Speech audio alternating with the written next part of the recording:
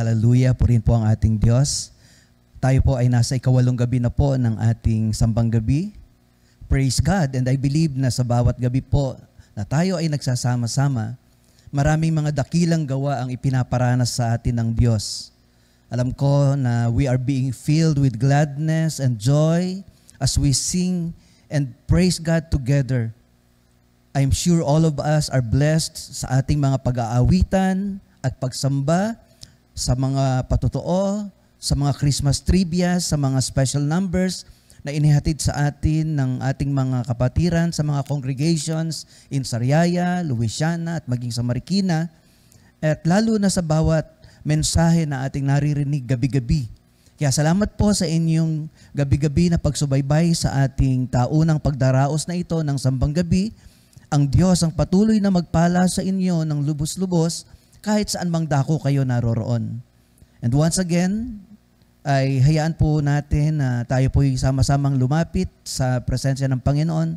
Let us seek the guidance of the Lord para po sa gawain ito. Let us pray. Our Heavenly Father, once again, kami po ay nagtitipon sa iyong banal na harapan. Bagamat magkakalayo-layo kami, iba-ibang mga lugar na aming kinalalagyan sa oras na ito. Ngunit salamat nga po, O Diyos, sapagkat sa pamamagitan po ng iyong banal na Espiritu ay nagagawa mo po na i-bind ang bawat isa sa amin at kami, Panginoon, ay makaranas ng pagpapala sa pamamagitan po ng iyong banal na presensya sa bawat isa sa amin. Kaya sa oras po na ito, Diyos, mangyari po ang iyong banal na kalooban sa bawat isa sa amin. Patuloy ka pong mangusap, patuloy ka magturo, at ikaw lamang ang Diyos na matanghal sa pamamagitan po ng gawaing ito. Sapagkat sinabi mo nga po sa iyong salita na kapag ang aming Panginoong Hesus ay aming naitaas, na itaas namin ang pangalan ng aming Panginoong Hesus, palalapitin ng Panginoon ang mga tao sa iyo. Kaya Father God, sa oras pong ito, ikaw lamang ang aming pinupuri, ikaw ang aming dinadakila at niluluwalhati. Tinataas ka namin. Ito po ang aming sama-samang panalangin. In Jesus' name, Amen. Now, let me read once again ang ating theme verse para po sa atin pong taunang sambang gabi na ito.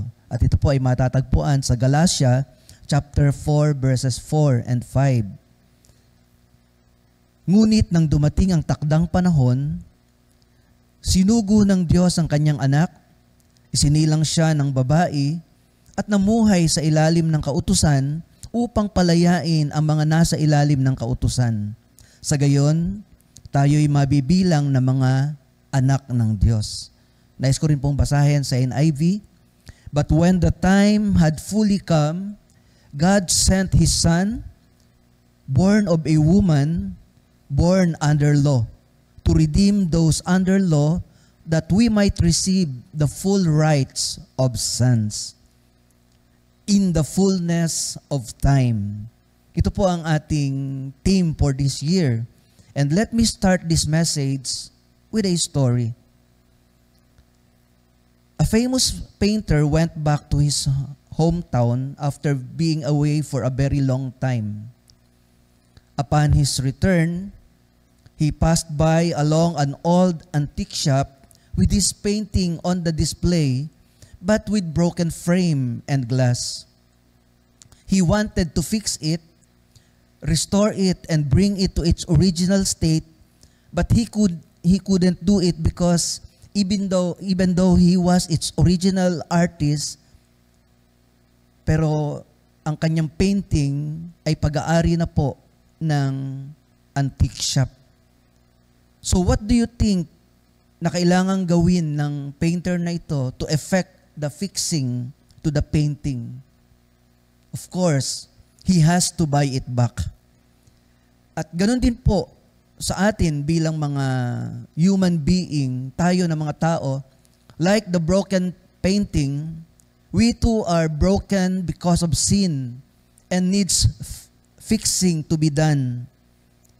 Alam natin that in the beginning, God created man, given him his image of holiness and righteousness, and placed him in the Garden of Eden to have dominion over all things. Like the original owner of the painter in my story, who wanted to fix his painting but could not do so because it is under the ownership of the antique shop, God also cannot just fix our brokenness right away because we are under new ownership. At yun ay walang iba kundi si Satan. And that will make God out of order kapag ka basta-basta na lamang siyang pumasok. So, to fix it up, He has to buy us back to Himself from the new owner.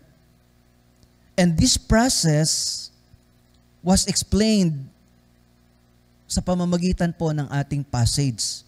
Ang sabi nga po sa ating passage, but when the time had fully come, God sent His Son, born of a woman, born under law, to redeem those under law, that we might receive the full rights of sons.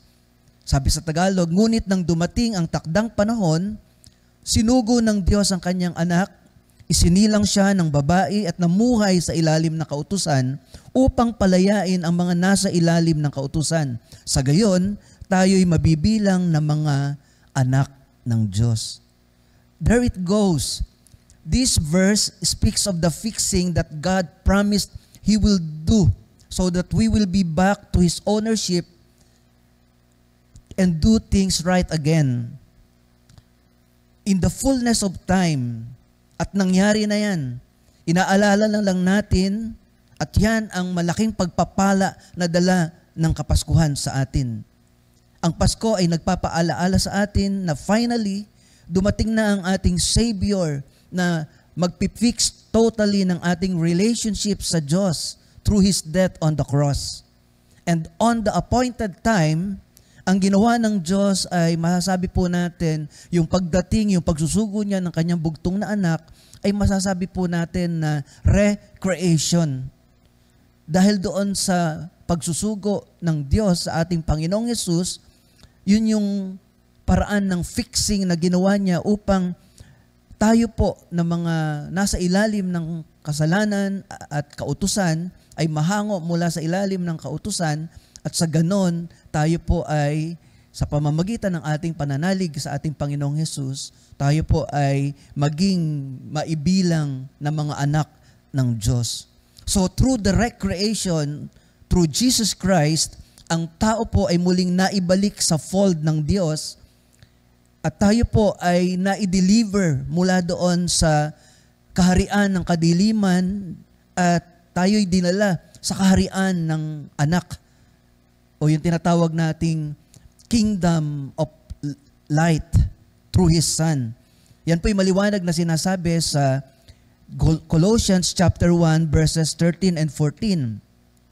For He has rescued us from the dominion of darkness and brought us into the kingdom of the Son He loves, in whom we have redemption, the forgiveness of sins.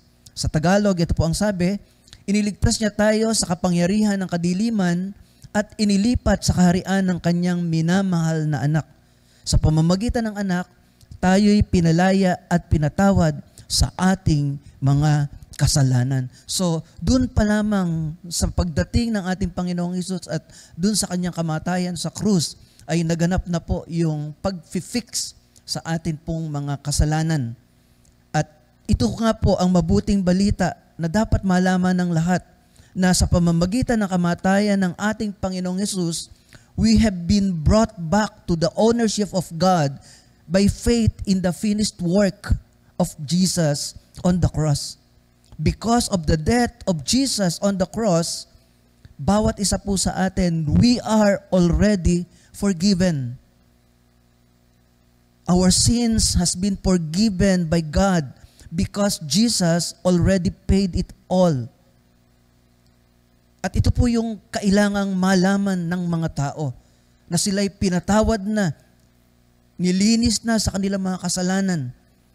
At katulad po natin na tayo na mga nakakilala na, nakaalam na ng katotohanan ito, yung mga hindi pa po nakakaalam, ito po yung mabuting balita na dapat din po nilang malaman. Sapagkat nung dumating ang ating Panginoong Hesus, tinapos niya na po ang requirement ng kautusan at sa pamamagitan ng ating pananalig sa ginawa ng ating Panginoong Hesus doon sa krus ng Kalbaryo ay binigyan niya po tayo ng karapatan upang maging mga anak ng Diyos.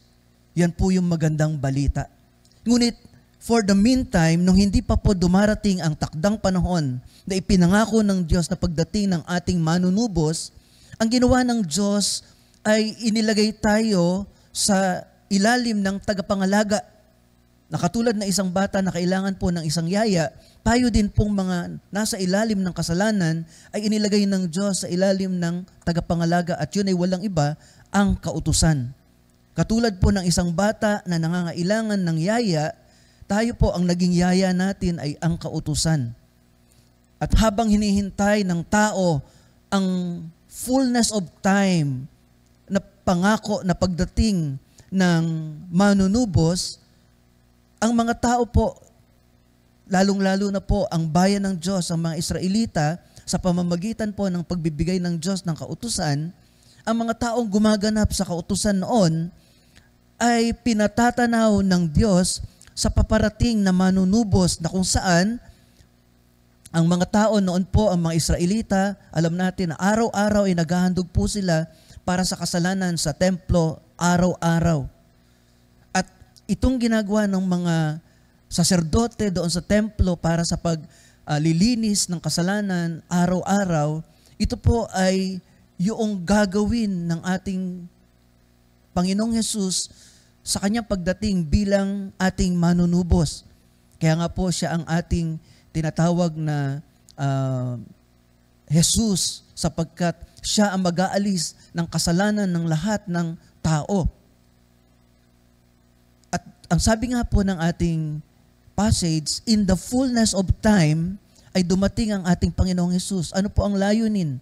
Upang tapusin na once and for all ang paghahandog na paulit-ulit na ginagawa habang wala pa si Jesus bilang perfect sacrifice for our sin. Kaya dito po sa aklat ng Galatia chapter 4, mula po sa talatang 1 hanggang talatang 3, ay makikita natin na yan po ang ipinapaliwanag ni Apostle Paul. Sabi po niya, ito ang ibig kong sabihin. Habang bata pa ang tagapagmana, hindi siya nakahihigit sa isang alipin, bagamat siya ang may-ari ng lahat, sapagkat siya'y nasa pamamahala pa ng mga tagapangasiwa sa loob ng panahong itinakda ng kanyang ama. Gayon din naman, nang hindi pa tayo nanalig kay Kristo, tayo'y nasa ilalim ng mga tuntunin ng sanlibutang ito. So ito po yung kalagayan ng mga tao noon na sa pamamagitan ng kautusan ay ginaganap nila yung iniutos ng Diyos upang yung mga kasalanang kanilang nagagawa ay araw-araw sa templo maghain sila na para sa paglilinis ng kasalanan. Araw-araw po yun. Ngunit ang sabi po ng banal na kasulatan, kung araw-araw ginagawa ito ng mga saserdote noon, ngunit sa pagdating ng ating Panginoong Hesus na minsan lamang naghandog ng kanyang buhay para hain sa kasalanan, siya po ay tinapos niya na po yung paghahandog at yung ginawa niya ay sapat na. Kaya hindi na po dapat paulit-ulit na maghahandog para sa kasalanan. Yan po yung matatagpuan natin sa Hebreo chapter 10 verses 11 and 12. At ito nga po ang sinasabi, bawat saserdote ay nakatayong naglilingkod araw-araw at naghahandog ng iyon at iyon ding mga hain. Subalit hindi makapapawi ng kasalanan ang mga haing iyon. Ngunit si Kristo ay minsan lamang naghandog dahil sa mga kasalanan at iyo'y sapat na. Pagkatapos, lumuklok siya sa kanan ng Diyos. So, dahil sa ginawa ng ating Panginoong Hesus na pag-aalay ng kanyang sarili bilang hain sa kasalanan doon sa krus, tinapos niya na po ang paghahain para sa kasalanan. At ang sabi ng banal na kasulatan, lumuklok na siya sa kanan ng Diyos sapagkat natapos niya na ang requirement para sa kasalanan. At ang maganda, ang naging bunga po ng paghahandog ng ating Panginoong Hesus para sa atin, ang sabi po ng Hebreo chapter 10 verse 14, ito po ang naging bunga. Pakinggan niyo po, sabi, sapagkat sa pamamagitan ng isa lamang paghahandog ay kanyang pinapaging banal magpakailanman ang mga nililinis niya. So because of the final sacrifice of Jesus doon sa cross ng kanyang sariling buhay, yung minsanan lamang na paghahandog na yon ang naging bunga nun sa atin. Ang sabi, tayo po ay pinapaging banal magpakailanman. Ang bahagi po ng verse na yan sa Ingles, ang binanggit po ang sabi, because by one sacrifice, He has made perfect forever those who are being made holy. So, yan po ang nangyari. Dahil doon sa ginawa ng ating Panginoong Hesus, lahat ng mga nasa ilalim ng kautusan were made perfect. Hindi dahil sa ating mga ginagawa, kundi dahil sa ginawa ng Panginoong Hesus doon sa krus para sa atin. So we were made perfect dahil nilinis tayo ng paghahain ng Panginoon para sa kasalanan. Kaya malinis na tayo at hindi na natin kailangan maghain pa ng para sa kasalanan sapagkat nilinis na tayo ng Panginoon. Kaya dito po, kung babalikan po natin ang ating passage, ang sabi nga po, in the appointed time, nung dumating ang ating Panginoong Hesus, ang purpose niya po ay upang tubusin tayo sa ating mga kasalanan.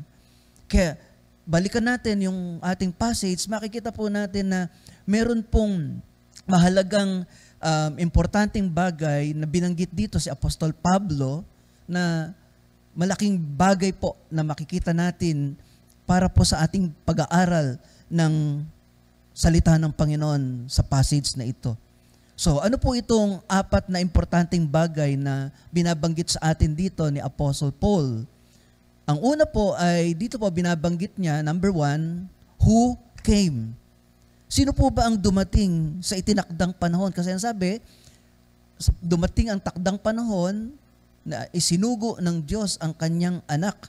So, sino po itong dumating sa takdang panahon? Walang iba kundi ang ating Panginoong Hesus. Jesus, the Son of God. Ngunit, nang dumating ang takdang panahon, sinugo ng Diyos ang kanyang anak. Hindi kung sino lang na anak ng presidente o anak ng isang politiko o ng isang mayamang angkan ang dumating. No, ang dumating po ay walang iba kundi ang ating Panginoong Hesus, ang minamahal na anak ng Diyos, na hari ng mga hari, Panginoon ng Panginoon. At ito po ang dahilan kung bakit gano'n na lamang po ang pagdiriwang ng buong sanglibutan kapag kaaraw ng Kapaskuhan. Sapagkat ang dumating po sa atin na ating ipinagdiriwang ay ang ating manunubos, walang iba kundi ang ating Panginoong Hesus. So yun po yung una, who came, nung unang Pasko ang dumating ay walang iba kundi ang ating Panginoong Hesus. Ang pangalawa po na binabanggit po dito na katotohanan ni Apostle Paul ay when He came. So Apostle Paul also tells us when the Lord Jesus came. At ang sabi nga po, in the appointed time. The Lord Jesus came in the appointed time, sa oras na itinakda ng Diyos, sa panahon na angkop, which means it happened as God planned it. Ibig sabihin, hindi po ito minadali, hindi rin po ito huli, o lalong hindi po ito nalimutan na lang ng Diyos at bigla na lang niyang naalala. Kaya bigla na lang dumating ang ating Panginoong Hesus. No. Ayon po sa ating passage, it is very clear that it happened the way as God planned it. Though it took it 4,000 years mula nang ipinangako niya ang pagdating ng ating Panginoong tagapagligtas, pero ang sabi po ng Banal na Kasulatan, nangyari ito ayon sa itinakdang panahon ng Diyos. Ibig sabihin, bagamat it took it 4,000 years bago po dumating ang Panginoon after Adam, nung magkasala si Adam, hindi po ito matagal. Sa Diyos, it is the appointed time. Ito na po yung angkop na panahon. Bakit po? sapagkat doon sa mahabang panahon na nagkasala ang mga tao, doon sa 4,000 taon na yon, pinatatanaw ng Diyos ang mga tao sa paparating na manunubos, at yun ay walang iba kundi ang ating Panginoong Hesus. Kaya mga kapatid, tunay nga na walang ibang tagapagligtas na dapat pong tingnan ang mga tao upang magligtas sa kanilang kasalanan. Walang iba kundi ang ating Panginoong Hesus lamang, sapagkat siya ang ipinangakong darating na manunubos. Pangatlo po na makikita natin na salita o mahalagang bagay na binanggit dito ni Apostle Paul, hindi lamang who came, when he came. Pangatlo ay binibigyan din ng pansin dito ni Apostle Paul yung paraan ng pagdating ng ating Panginoong Hesus, how he came on earth. So Paul also tells us how the Lord Jesus came on earth. At sa paanong paraan? Through the virgin birth. At napakahalaga po nito. Lahat po ng lahi na nanggaling kay Adan ay mamamatay, sapagkat sa pamamagitan po ng kasalanan ni Adan ay dumating ang kamatayan sa pamamagitan ni Adan. Siya yung unang tao na nagdala ng kasalanan at kamatayan sa mundong ito.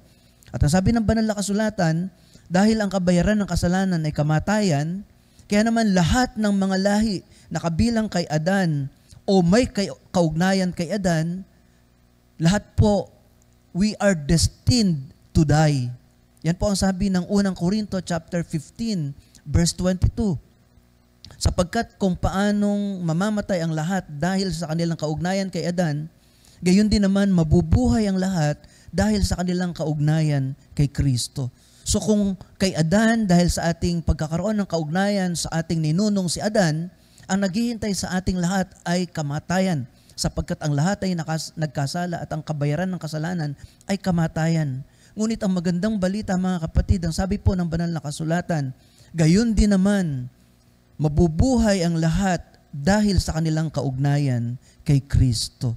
So, si Jesus bilang pangalawang Adan, pinanganak sa pamamagitan ng banal na Espiritu through a virgin birth.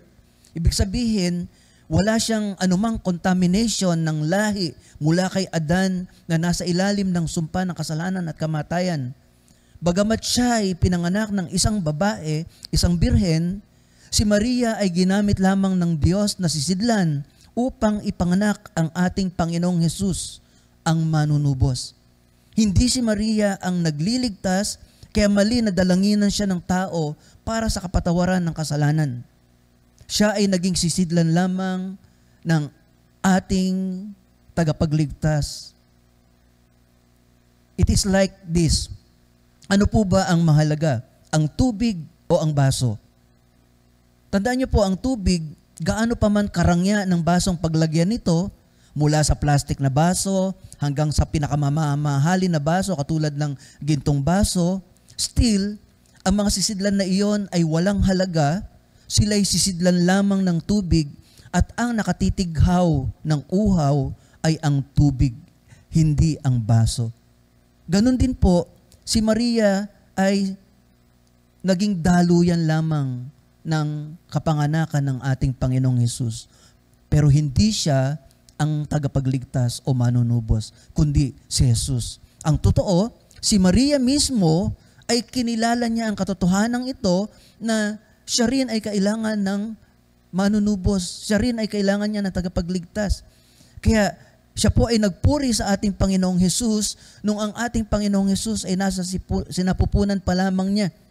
At siya po ay binati ng anghel at sinabi na siya nga po ay mapalad bilang tagapagdala ng manunubos ng sanglibutang ito. Kaya sabi po sa kanya ng anghel sa Lucas chapter 1 verses 45 hanggang 47, sa verse 45 ay ito po ang bati sa kanya ng anghel. Mapalad ka sapagkat nanalig kang matutupad ang ipinasabi sa iyo ng Panginoon. At ano po ang naging tugon ni Maria sa bating ito ng anghel, sa kapahayagang ito ng anghel? Sabi po ng verse 46, at sinabi ni Maria, ang puso ko'y nagpupuri sa Panginoon at nagagalak ang aking espiritu dahil sa Diyos na aking tagapagligtas. So, Mary herself recognizes that she was carrying in her womb the Savior na kailangan niya. Kaya siya mismo ay nagpahayag ng kanyang pananalig sa ating Panginoon. So yun po yung pangatlo, na dumating siya sa paraan na pinanganak siya ng isang babaeng birhen. Pang-apat po ay why He came. Ano ang purpose? Bakit po naparating dito ang ating Panginoon? To redeem those that are under the law. Ang sabi po ng ating passage sa verse 5, upang palayain ang mga nasa ilalim ng kautusan.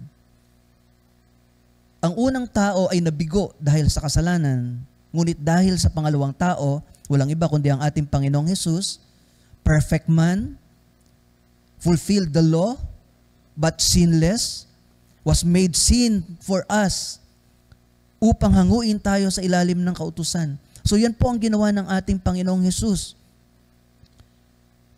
The reason why He came is so that He could redeem us from the law. Hanguin, iligtas. At yan ang ginawa ng Diyos sa lahat ng tao. He redeemed us from our new owner. He bought us back. Actually, yan po ang tunay na kahulugan ng salitang redeem, to buy back. Ngunit para tayo ay matubos, hindi po yun madali. Hindi po madali para sa Panginoon na tayo'y tubusin, sapagkat hindi pera o mamahaling hiyas ang ginamit na pangtubos sa atin, kundi mismong ang buhay ng ating Panginoong Hesus na kanyang inihain doon sa krus para tubusin ang ating kasalanan. Tayong lahat, mula noon hanggang sa ngayon, hanggang sa mga darating pang panahon, walang ibang paraan ng pangtubos sa kasalanan. Tanging ang dugo ng ating Panginoong Hesus. Kaya sabi ng unang Pedro, chapter 1, verses 18 and 19, alam ninyo kung ano ang itinubos sa inyo sa walang kabuluhang pamumuhay na inyong minana sa inyong mga magulang. Ang itinubos sa inyo ay di mga bagay na nasisira o nauubos, paris ng ginto o pilak, kundi ang buhay ni Kristong inihain sa krus. Siya ang korderong walang batik at kapintasan. So there it is, mga kapatid. In the fullness of time, in the appointed time, our Savior came. Why? To redeem us who were under the law, so that we might receive the adoption of being a son. Sa pamamagitan ng kanyang ginawa, hinango niya tayo na nasa ilalim ng kautusan upang bigyan ng karapatan, bigyan ng pagkakataon upang maging anak ng Diyos. So in Adam, we lost that godly image. Dahil nagkasala si Adan, yung image ng Diyos na nasa tao, na kabanalan at katuwiran, ito po'y nawala. At ang tao ay naging makasalanan sa harapan ng Diyos. At mula noon, lahat ng nagsimula kay Adan hanggang sa mga susunod pang henerasyon, taglay ang kanyang larawan na ang idudulot nito ay kamatayan. Yan nga po yung ating binasa sa unang Korinto chapter 15 verse 22. Kaya lahat ng kabilang sa lahi ni Adan, sa ayaw at sa gusto natin, lahat po tayo ay patungo sa kamatayan. But ang magandang balita, ang sabi nga po ng ating passage, but in the appointed time, sinugo ng Diyos ang kanyang anak, pinanganak na isang babae, namuhay sa ilalim ng kasalanan upang hanguin tayong lahat to give us the full rights of sons.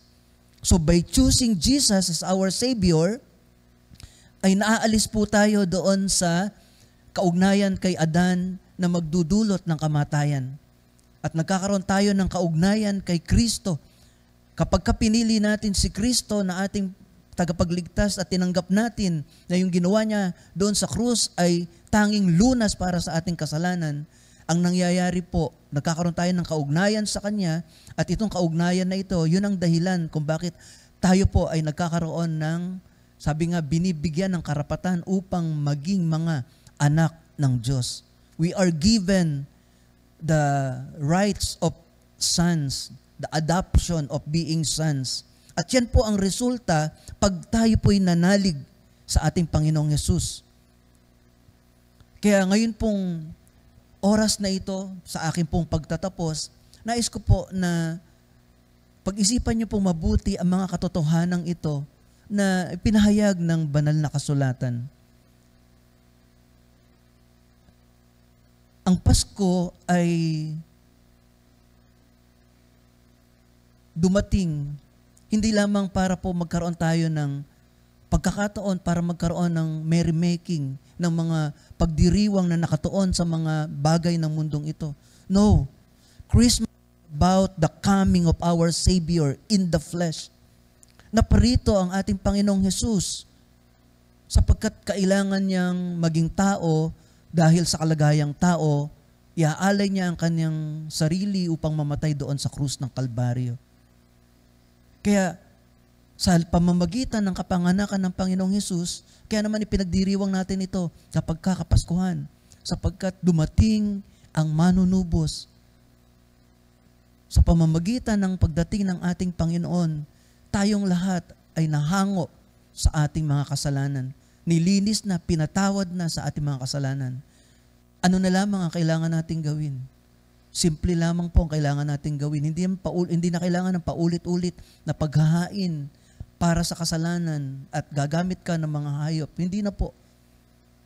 Ang kailangan lamang nating gawin ay kilalanin na si Jesus ang lunas sa ating kasalanan. Kaya nga po, napakaliwanag ng sinasabi ng John chapter 3 verse 16 na sabi, gayon na lamang ang pag-ibig ng Diyos sa sanglibutan. Kaya ibinigay niya ang kanyang bugtong na anak upang ang sumampalataya sa Kanya ay hindi mapahamak, kundi magkaroon ng buhay na walang hanggan. So bagamat ang tao ay mapapahamak dahil sa kanilang kaugnayan kay Adan, dahil sa pagmamahal naman ng Diyos, gumawa siya ng paraan upang sa pamamagitan ng pagsusugo ng Kanyang anak at sa ating pagsampalataya sa Kanya, hindi tayo mapahamak, bagkus magkaroon tayo ng buhay na walang hanggan sa pamamagitan ng ating Panginoong Hesus. Yan po ang purpose kung bakit naparito ang ating Panginoong Hesus. At ang kailangan na lamang po natin gawin, tanggapin ang Panginoon, manalig na siya ang lunas sa ating mga kasalanan. Katulad po namin na marami ng mga nakakakilala sa Panginoon, kami din po ay nanalig, kinilala namin ng aming mga kalagayan sa harapan ng Panginoon na kami mga makasalanan at kailangan namin ng tagapagligtas at si Jesus ang tanging lunas sa aming mga kasalanan. Kaya kung ikaw man, kayo man, kung saan man kayo naroroon at naaabot kayo ng programang ito at nais mo na maranasan yung pangako ng Panginoon na buhay na walang hanggan, paglilinis sa iyong kasalanan, anong kailangan mong gawin? Ang kailangan mo lamang gawin ay ipahayag na si Kristo ay namatay para sa iyong kasalanan. At ang pangako ng banal na kasulatan, pag tinanggap mo siya na luna sa iyong kasalanan, kakaroon ka ng buhay na walang hanggan sa pamamagitan ni Kristo. Sabi nga po ng Roma chapter 10 verse 9, sabi, kung ipahayag ng iyong mga labi na si Jesus ay Panginoon at mananalig ka ng buong puso na siya'y muling binuhay ng Diyos, maliligtas ka. So napakahalaga ng confession. At hindi po yan magagawa ng isang bata. Ang isang batang paslit, ano po ang ipapahayag niya kung wala siyang kamuwang-muwang? Pero kung kayo po, alam ninyo sa inyong sarili na kayo po ay hindi matuwid sa harapan ng Diyos, namumuhay sa kasalanan, at alam ninyo na katulad doon sa kwento na katulad kayo ng painting na basag-basag, sira-sira, at kailangan po ng pag-aayos at hindi nyo kayang ayusin ang inyong buhay. Tanging ang Diyos lamang na nagbigay ng ating buhay ang may kakayahan para muling ayusin ito. At mangyayari lamang yan kapag pinahintulot mo na ang buhay mo ay isuko sa Panginoon at hayaang ang Diyos ang maghari sa buhay mo. Sa gayon, ang pangako ng banal na kasulatan, kung mananalig ka sa iyong puso, tatanggapin mo si Kristo bilang iyong Panginoon, pagkakalooban ka ng Diyos ng karapatan upang kanyang maging anak.